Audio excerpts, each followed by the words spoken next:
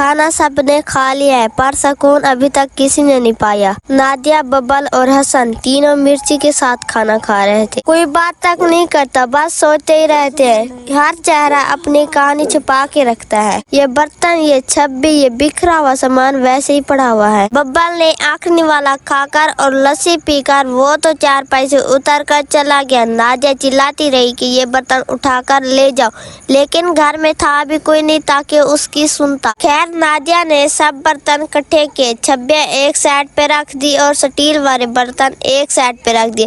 اس نے ہمت کر کر وہ سارے برتن اٹھا کر وہ چلی گئی کچن میں۔